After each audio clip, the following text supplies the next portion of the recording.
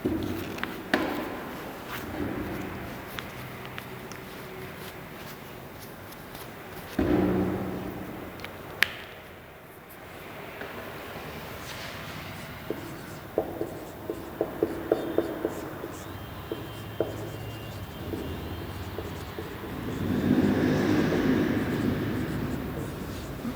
Students, आज अपने करने जा रहे हैं एंडोक्राइनोलॉजी एंड इथोलॉजी का लेक्चर नंबर 67, 67वां लेक्चर अपने करने जा रहे हैं। अपना जो टॉपिक चल रहा था वो था सेक्स अट्रैक्शन फिरोमोन्स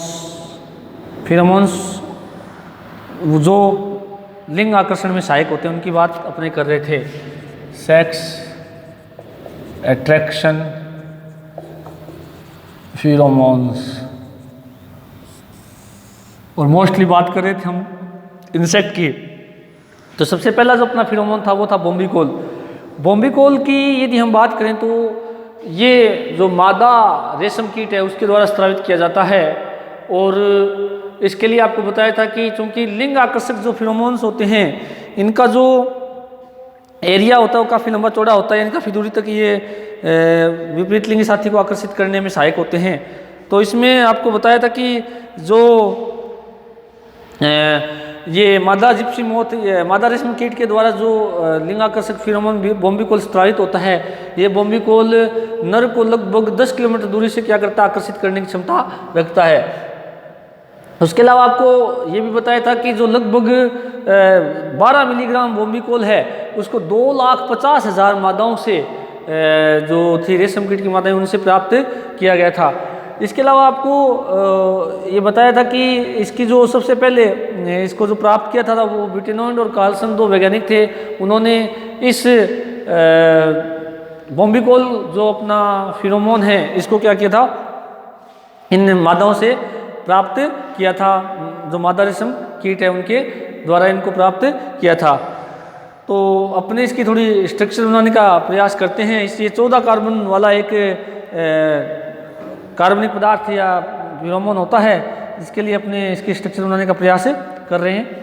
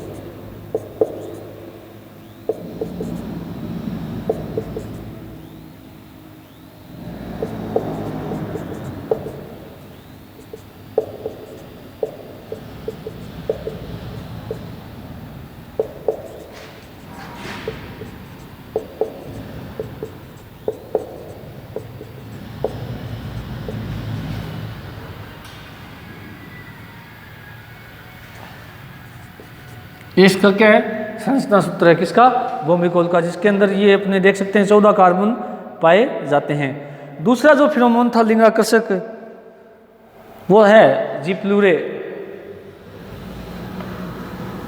स्ट्रक्चर किसकी है, बॉम्बीकोल की, जो किससे प्राप्त होता है, मादा रेशम कीट से प्राप्त होता है। और कितने कार्बन वाला है, 14 कार्बन इसमें पाए जाते हैं। दूसरा है जो लिंग आकर्षक फिरोमोन है वो है जी प्लूरे।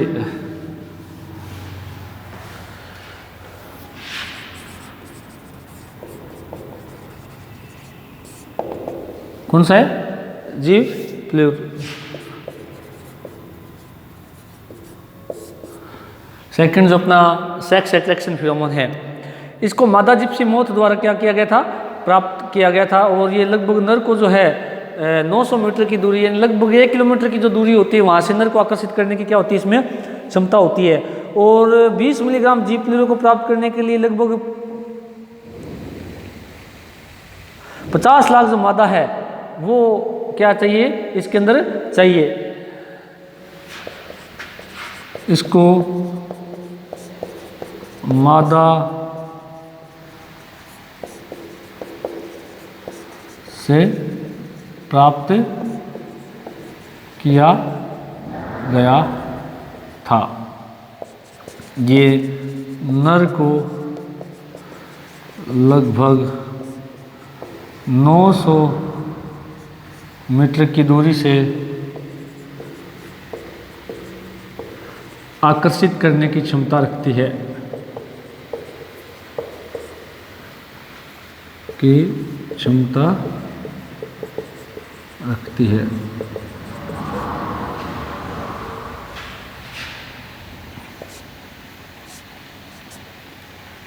आकर्षित करने की क्षमता रखती है। 20 मिलीग्राम को 50 लाख मादाओं से प्राप्त किया गया। तो 20 मिलीग्राम मात्रा देखिएगा। अब अपने बात कर चुके हैं कि जो ये फिरोमोन्स होते हैं ये बहुत मतलब यूँ कह सकते हैं मिलीग्राम या नैनोग्राम मात्रा में स्रावित होते हैं और लाखों की संख्या में कीटों को ये व्यवहार परिवर्तन चेंज करने के लिए जिम्मेदार होते हैं। तो उसी का ये परिणाम है कि अगर 20 मिलीग्राम अपने जी प्लूरो चाहिए तो उसके लिए को कितने लाख मादाएं चाहिए, 50 लाख मादाएं, उनसे इसको क्या किया गया था, प्राप्त किया गया था। अब देखिएगा यदि इसका हम संरचना को देखें थोड़ा सा, तो संरचना जो है वो ये 16 कार्बन वाली संरचना होती है। कितने कार्बन होते हैं इसके अंदर? 16 कार्बन होते हैं जी प्लूरो के अंदर। यदि हम बात करें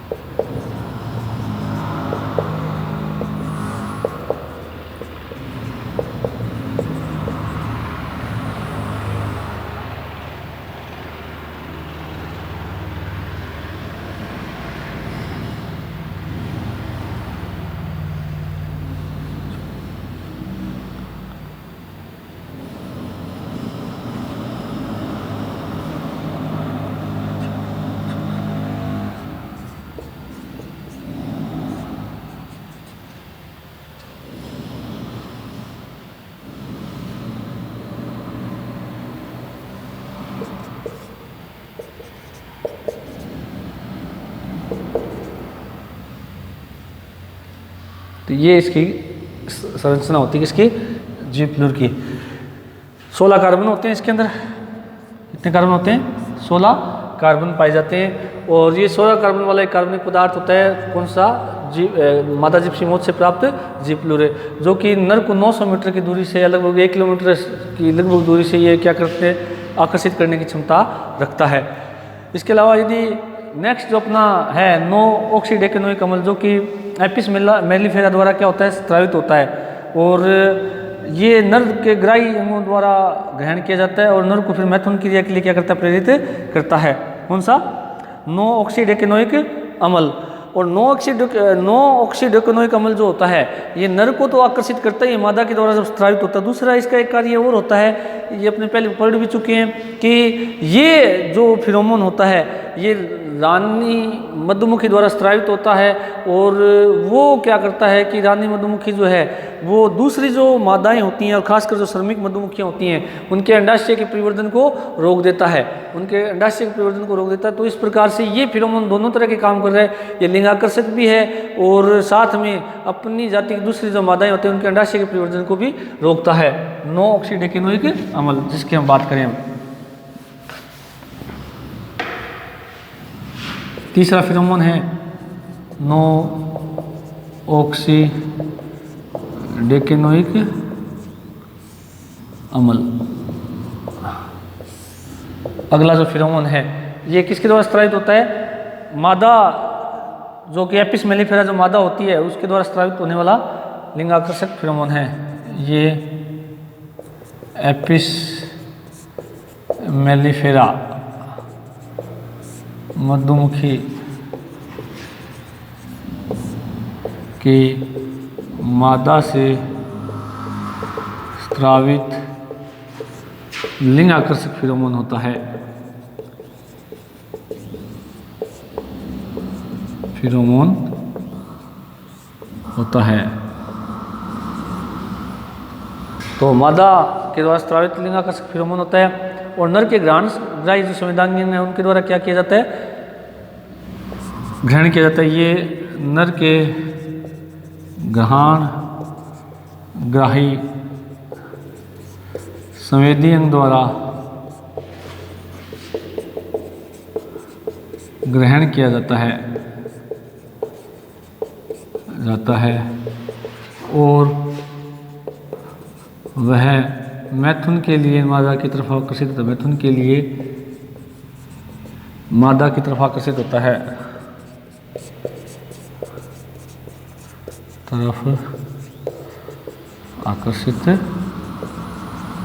है। किसके लिए? मैथुन के लिए। मैथुन उड़ान वो फिर बढ़ता है। उसके अलावा यह फिरोमोन श्रमिक मधुमक्खी के परिवर्तन व व्यवहार को भी क्या करता है? प्रेरित करता है। ये श्रमिक मधुमक्खी के परिवर्तन व व्यवहार को भी प्रभावित करता है।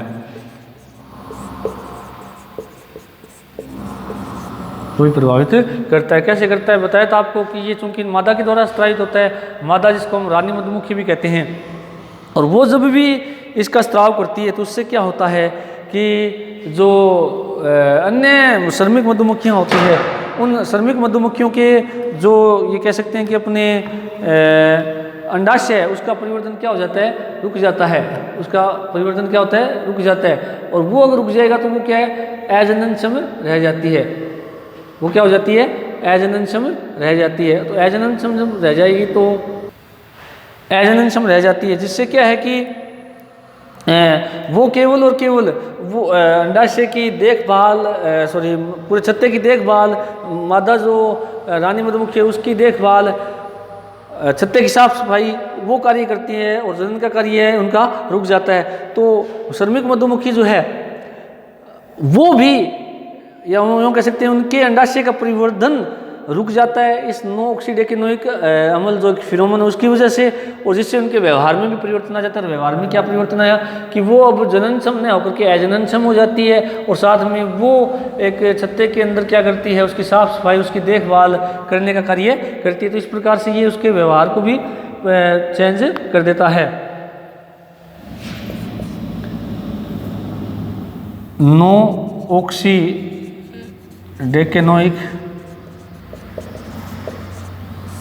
अम्ल को रानी पदार्थ भी कहा जाता है। क्वीन मटेरियल रानी पदार्थ भी कहा जाता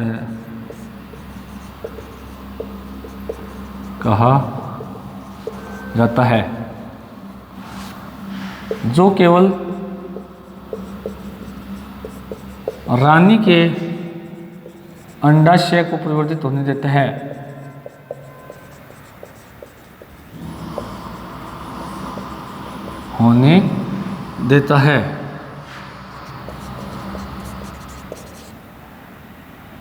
श्रमिक के अंडाशय के परिवर्तन को रोक देता है। अंडाशय के परिवर्धन को रोक देता है। कौन सा पदार्थ है या कौन सा फिनोमेनन? नो ऑक्सीडेकेनोइक अम्ल। तो अब देखिएगा कि मान लीजिएगा अपने एक मधुमक्खी का एक छत्ता है, उसमें से यदि हम रानी मधुमक्खी को हटा दें तो रानी मधुमक्खी को जैसे हटाएंगे तो वो क्या होगा, रानी पदार्थ स्रावित नहीं होगा। और रानी पदार्थ स्रावित अगर नहीं होता है तो उससे क्या होता है कि जो दूसरी मधुमक्खी है वो फिर रानी में चेंज हो जाती है, क्योंकि उस समय क्या होता है कि जो रानी मधुमक्खी के द्वारा स्रावित होने वाला नो ऑक्सीडेकेनोइक अम्ल है उसका स्राव नहीं हो पाता, और उसका स्राव नहीं होगा तो फिर नई जो एक मधुमक्खी है वो रानी में चेंज हो जाती है, फिर से वो जो रानी मधुमक्खी में कन्वर्ट होती है वो वापस से नो ऑक्सीडेकेनोइक अम्ल का स्राव करके क्या करती है, दूसरी जो श्रमिक मधुमक्खी उनके अंडाशय परिवर्धन को रोक देती है। तो इस प्रकार से ये जो नो ऑक्सीडेकेनोइक अम्ल है ये एक रानी पदार्थ की तरह कार्य करते हुए नर को भी आकर्षित करता है और मादा के अंडाशय परिवर्धन और व्यवहार को भी परिवर्तित करता है।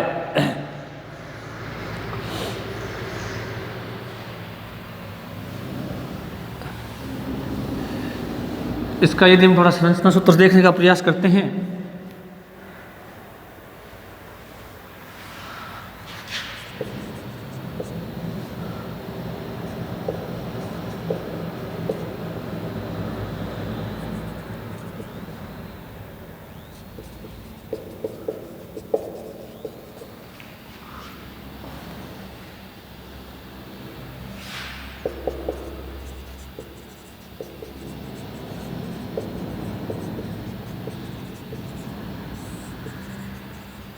ये इसका क्या है, संरचना सूत्र होता है।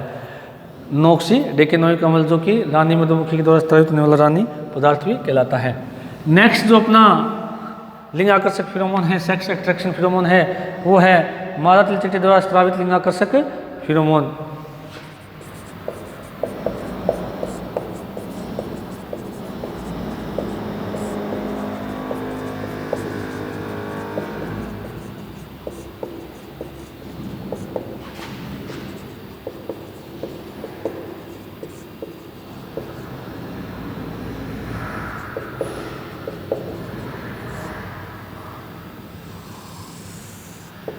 मादा तिलचट्टे द्वारा स्रावित लिंग आकर्षक फिनोमेनन। अब देखिएगा कि मादा तिलचट्टे की गुदा ग्रंथि, स्टर्नल ग्रंथियां और ट्रगल ग्रंथियां जो होती है वो भी फिनोमेनन का स्राव करती है। मादा तिलचट्टे की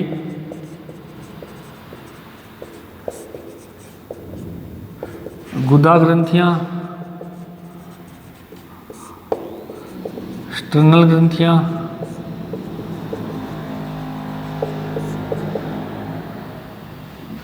मादा तिलचट्टे की गुदा ग्रंथियां, स्टर्नल ग्रंथियां और ट्रगल ग्रंथियां जो होती है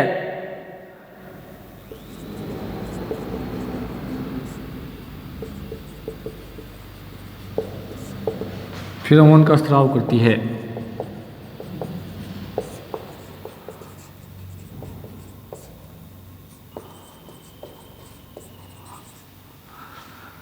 अब देखिएगा गुदा ग्रंथियां गुदा क्षेत्र में पाई जाती है, स्टर्नल ग्रंथियां स्टर्नल क्षेत्र के अंदर पाई जाती है और ट्रगल ग्रंथियां ट्रगम क्षेत्र में पाई जाती है।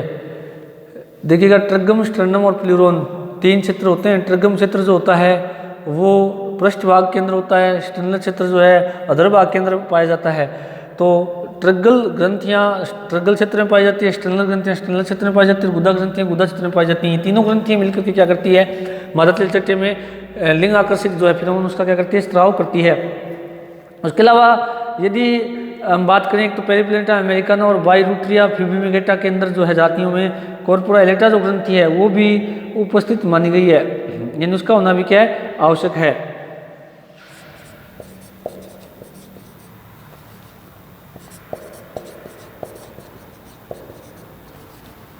पेरिप्लैनेटा अमेरिकाना में जो है कॉर्पोरा एलेक्ट्रा जो ग्रंथि है उसका उपस्थित होना भी जरूरी है।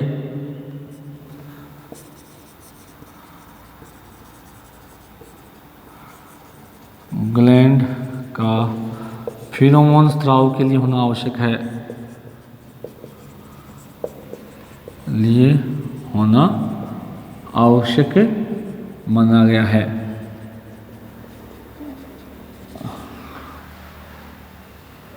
कार्पोरा एलेटा आपने पढ़ी क्या है, कीटों के अंदर जो है अंतःस्रावी ग्रंथियों का प्रकार होता है। अपने अगर याद है तो कीटों के अंदर ये जो ग्रंथियां थी,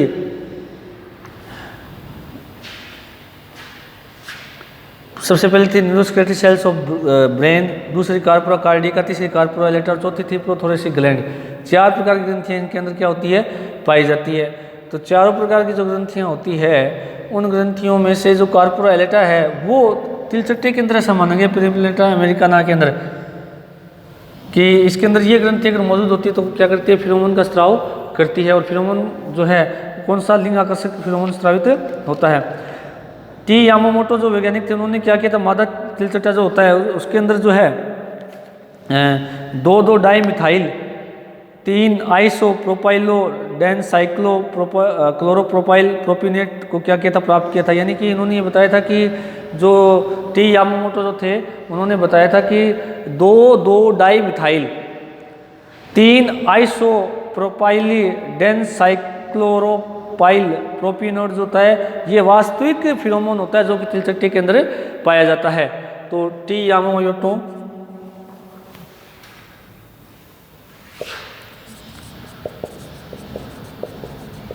मोटो ने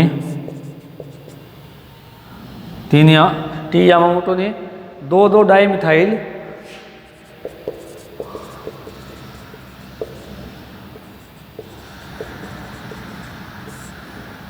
2,2 डाई मिथाइल 3 आइसोप्रोपाइली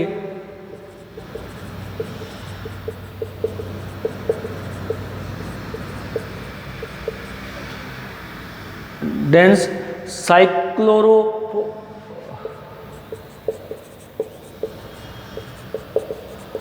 प्रोपाइल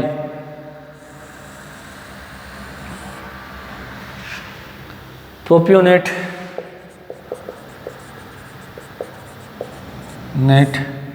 को मादा तिलचट्टे में से लिंग आकर्षक फिरोमोन के रूप में बताया। मादा तिलचट्टे में लिंग आकर्षक फिरोमोन के बारे में बताया।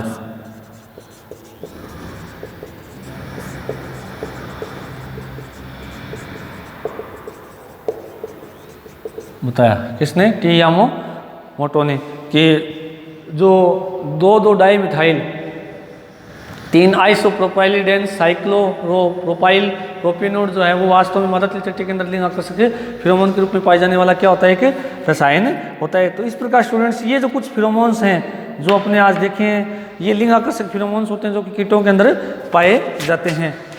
Thank you.